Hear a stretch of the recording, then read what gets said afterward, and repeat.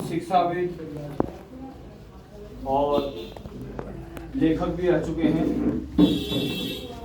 मेरे किताबें लिखी हुई हैं और संविधानविद जो हमारे संविधान के बीच में गलत चर्चाएं चली थी उसके बारे में भी हमें मार्गदर्शन देंगे और लगभग सभी टीवी पर पैनलिस्ट के रूप में भी बातचीत करते हैं। मैं आग्रह करूँगा श्री निपुण जी से कि वो हमारा मार्गदर्शन करेंगे। सर्वप्रथम सभी को नमस्कार और मंच पर आसीन हमारी दीदी और भाई साहब पूर्व जिला अध्यक्ष, साथ में हमारे ब्लॉक प्रमुख जी और वर्तमान हमारे मंडल अध्यक्ष जी, मैं आपका अभिनंदन और सभी बीजेपी के मंडल कार्यकर्ताओं का सभी का बहुत अभिनंदन करता हूँ।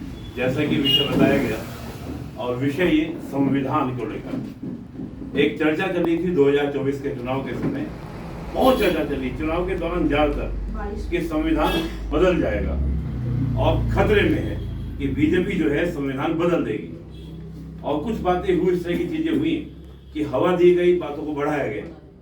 तब एक संगठन सशक्त भारत मंच बनाया गया, उसके माध्यम से प्रयास ये है कि हम जगह जगह जाकर संविधान के बारे में चर्चा दें।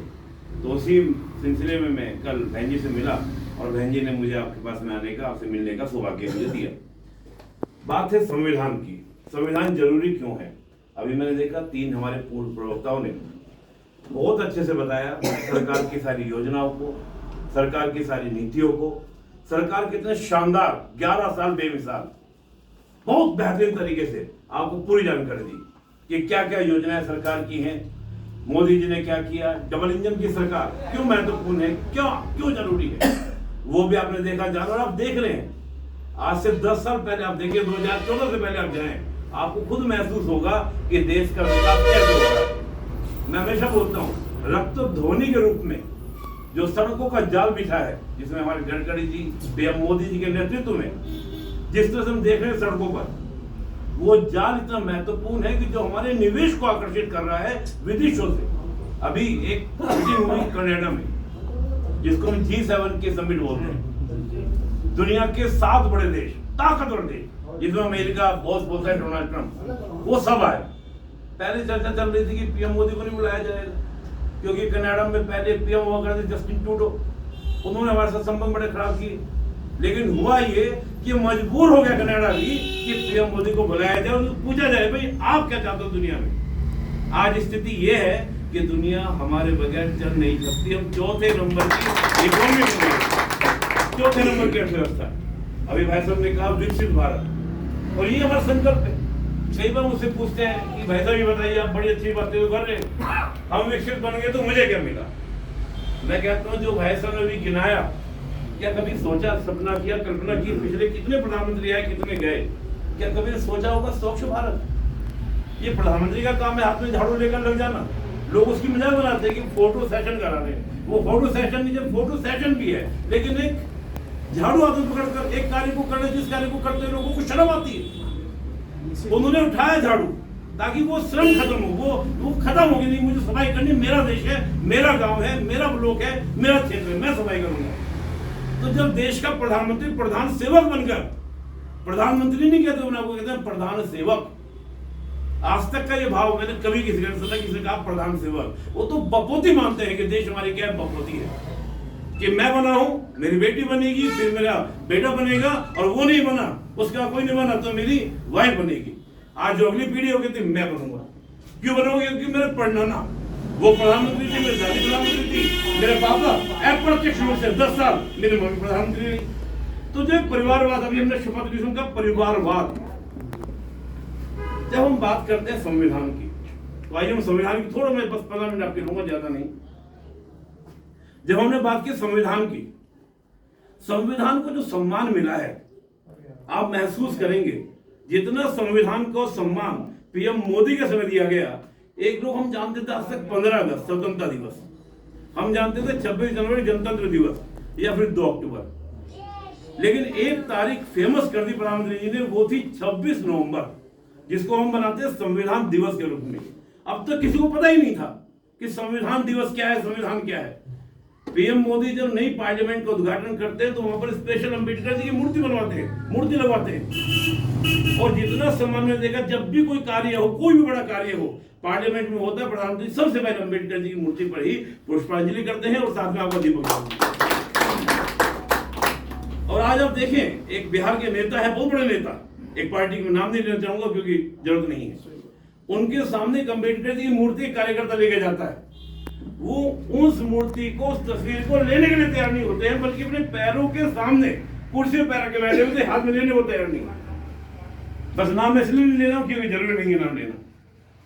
और वो लोग आज बात करते हैं पीडीए की, संविधान की, बड़ी बकवास सी बात लगती है। कुछ दिन पहले कांग्रेस पार्टी के अध्यक्ष हुई है मल्लिकार्जुन खड़गे जी, राहुल गांधी जी कहते हैं कि संविधान में कहीं राष्ट्र नहीं लिखा है, संविधान में कहीं राष्ट्र नहीं लिखा है।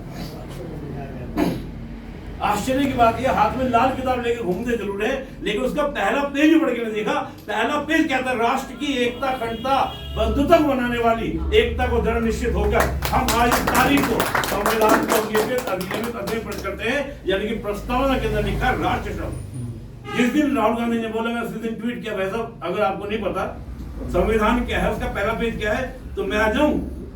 यानी कि जो लोगों ने कभी संविधान पढ़ा नहीं, जिन्होंने अम्बेडकर जी को सम्मान किया नहीं, आज वो कहते हैं बीजेपी संविधान बदल देगी। हद हो गई। और कमाल की बात यह है, जैसे मैंने कहा संविधान में बदलने की बात कैसे होती है? संविधान में होता है संशोधन, संविधान संशोधन।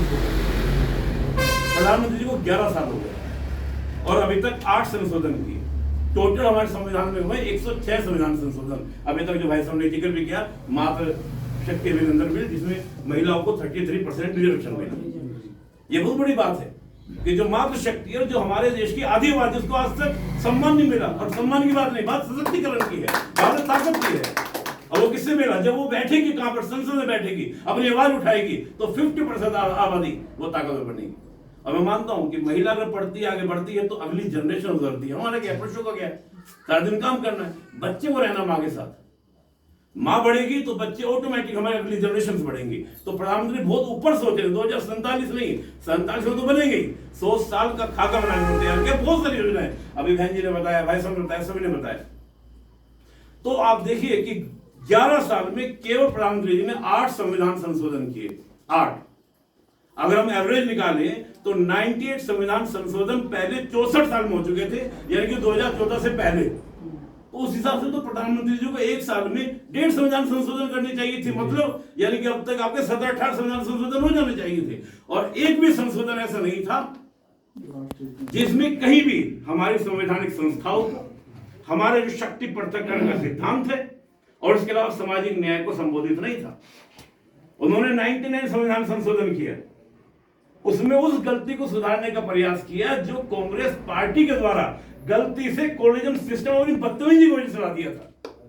हमारा संविधान में कहीं भी कोलिजन सिस्टम, मतलब जो न्यायपालिका में जजों का अपॉइंटमेंट होती है, नियुक्ति होती है, उसमें कहीं जिक्र नहीं था कि न्यायपालिका खुद अपने ही जजों की नियुक्ति करेगी। लेकिन जब इंदिरा गांधी जी ने धज्जी उड़ाई संविधान की, चाहे वो 42 संविधान संशोधन हो या इमरजेंसी हो या फिर 2-2 जजों का एक परंपराओं को तोड़कर नियुक्ति करनी सुप्रीम कोर्ट के जस्टिस के रूप में, तब जस्टिस कहते हैं, न्यायपालिका कहते हैं बस भैया अब हम बताएंगे संविधान देश कैसे चलेगा। यानी कि जो एक सरकार का ढांचा था, ढांचा मतलब क्या, हम देखते हैं सरकार के 3 अंग होते हैं, विधायिका, कार्यपालिका, न्यायपालिका। और हमारा संविधान ये कहता है कि तीनों के बीच में शक्ति पृथक्करण, मतलब तुम अपना काम करो, तुम अपना काम करो, तुम अपना काम करो। और आप देखते हो हमारे विधायक में उनका अपना काम है, बहन जी का, जिला प्रमुख का अपना काम है, ब्लॉक प्रमुख का अपना काम है। अब कोई भी किसी के कार्य में हस्तक्षेप करेगा तो दिक्कत होगी, इश्यू होगा। और हुआ यह कि जब इंदिरा गांधी जी ने 24वां संविधान संशोधन किया 42 से पहले, उसमें यही था कि संसद बताएगी न्यायपालिका क्या काम करेगी, संसद बताएगी कि कार्यपालिका क्या काम करेगी। तो हुआ ये, न्यायपालिका ने कहा भैया बस करो, हम देते हैं तो मौलिक ढांचा, हम बताएंगे संविधान कैसे चलेगा। तो एक को आपने ताकत दी, प्रधानमंत्री जी ने क्या किया 99 संविधान संशोधन में, कि वही चलो जहां से संविधान शुरू हुआ था, कब 26 जनवरी 1950 से लागू हुआ था 99 संविधान संशोधन। हम इस बार 100 देखते हैं बांग्लादेश को। बांग्लादेश के साथ जमीन की अदला बदली की गई थी हमारे द्वारा, लेकिन बकायदा एक प्रक्रिया के द्वारा, संविधान के द्वारा, एक कॉन्स्टिट्यूशनल प्रोसेस के द्वारा। लेकिन मुझे याद है 1974 में इंदिरा गांधी जी ने भी किया था। हमारी एक जमीन का टुकड़ा कच्चा तीवू एक जगह है, आपने शायद नहीं सुना होगा नाम, वो श्रीलंका को बगैर संसद में पास किए श्रीलंका को दे दिया। और आज वो श्रीलंका ही कहता आपको वापस नहीं मिलेगा। आप कहेंगे क्या फर्क पड़ता है, दे दिया श्रीलंका। बात वो नहीं है, बात है राष्ट्र की। कश्मीर से लेकर कन्याकुमारी तक की जमीन का एक टुकड़ा हमारा है। दूसरी बात, जिनके नेचर में नहीं है लोकतंत्र, मतलब जिनके पार्टी में लोकतंत्र नहीं और राष्ट्र में लोकतंत्र कैसे ला देंगे? सबसे बड़ा प्रश्न ये, जो परिवारवाद मानते हैं कि परिवारवाद यानी कि जो देश है वो मल्टीनेशनल कंपनी की तरह मेरी बकौती की तरह चलेगा, वो कैसे ला देंगे? और वो देशों को जमीन देंगे तो बगैर प्रोसेसिंग के दे देंगे। आज तक वो विवाद का विषय बना हुआ है। 101वां संविधान संशोधन किया प्रधानमंत्री जी ने, जिसको जीएसटी के रूप में हम जानते हैं। जीएसटी ने कितना प्रभाव किया मैं उस बात की नहीं कर रहा हूँ। जो तो आप सब जानते हैं, कहीं ना कहीं व्यापारी हैं, काम कर रहे हैं, तो देखते हैं जीएसटी का लाभ कितना है, कितना फायदा है। लेकिन सबसे बड़ी बात क्या है, वो मौका था केंद्र राज्यों के संबंधों को प्रभावित करने का। ये कई बार आरोप लगाते हैं सब लोग कि भाई प्रधानमंत्री जी संविधान को डिक्टेटरशिप की तरह चला रहे हैं। तब भी उन्होंने जब किया, यानी कि जब 17 करोड़ को 17 टैक्स को एक किया जीएसटी के अंदर, तब भी उन्होंने राज्यों को ज्यादा ताकत दी। उसे बनाई गई जीएसटी काउंसिल, जिसमें कहा कि जो वोट देने का अधिकार है वो राज्यों को ज्यादा होगा। सही मायने में अगर हम देखें तो संघवाद हमारा, जिसको हम बोलते हैं केंद्र राज्य सरकारें मिलकर काम करें, उसको जो पूर्ण रूप से हमारे सामने जो ला रहे हैं वो प्रधानमंत्री मोदी जी ला रहे हैं 101 संविधान संशोधन के माध्यम से। 102 से लेकर 6 तक की बात करें, सारे संविधान संशोधन सोशल जस्टिस वाले हैं। उन्होंने देखा EWS ये गरीब है, गरीब तो किसी भी जाति में हो सकता है जी, किसी भी धर्म में हो सकता है जी। प्रधानमंत्री सबको मिलेगा अधिकार। जो कहा गया, मैं कहता हूं कई बार नेहरू जी जब 15 अगस्त 14 अगस्त की रात को भाषण दे रहे थे आजादी का, वो बोल रहे थे कि सबके आंखों से आंसू पोंछ दिए जाएंगे, लेकिन वो आंसू वो तो पूछ नहीं पाए। सच बात यह है कि प्रधानमंत्री मोदी पूछ गए। कैसे? ये थोड़ी होता है कि गरीब किसी जाति को, गरीबी क्या जाति देकर आती है? गरीबी तो किसी भी आ सकती, कहीं भी आ सकती है। तो आवश्यकता उस युवा को भी है, उसके सपने नहीं टूटने चाहिए कि मैं किसी वजह से